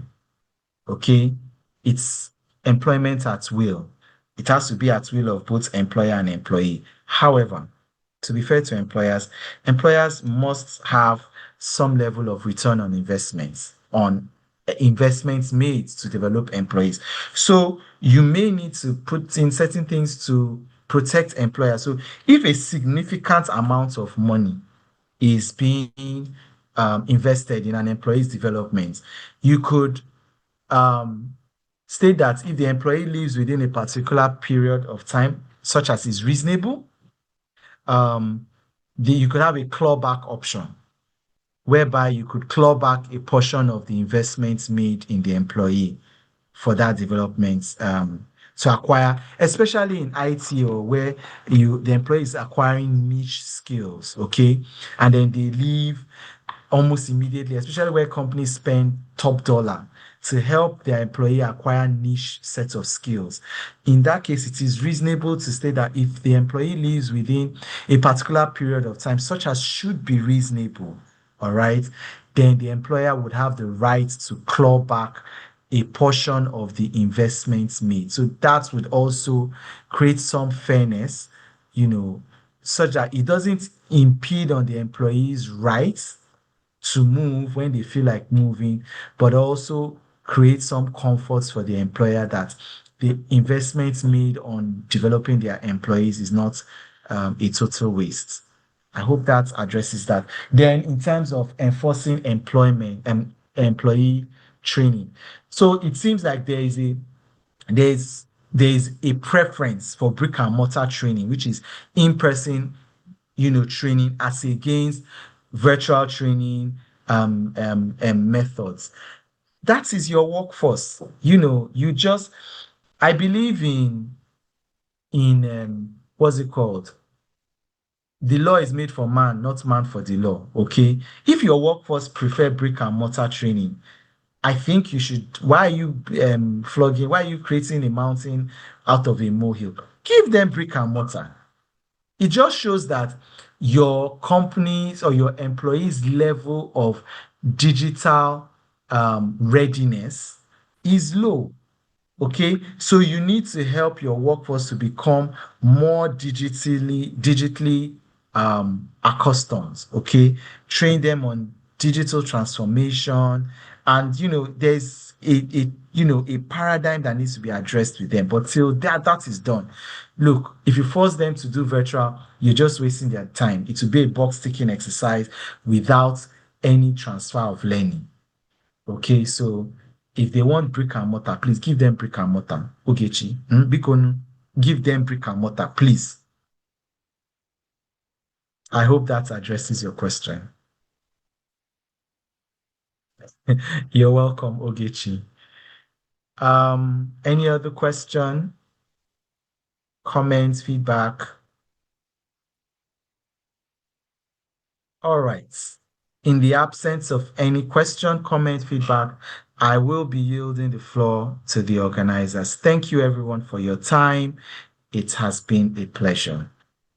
Yes, sir. Thank you so much for your wonderful presentation. So, sir, we'll concluding the session for today. Thank you, everyone, for your nice participation. Good night from my side. Thank you. Good night. Thank you. Thank you very much. Thank you.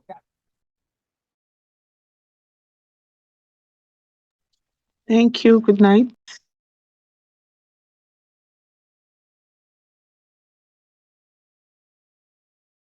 Thank you.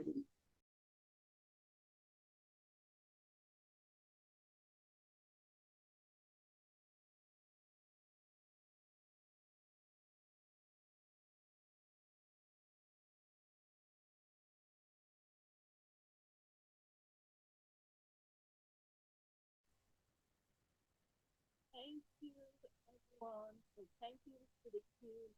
I really appreciate it and I learned a lot. Good night.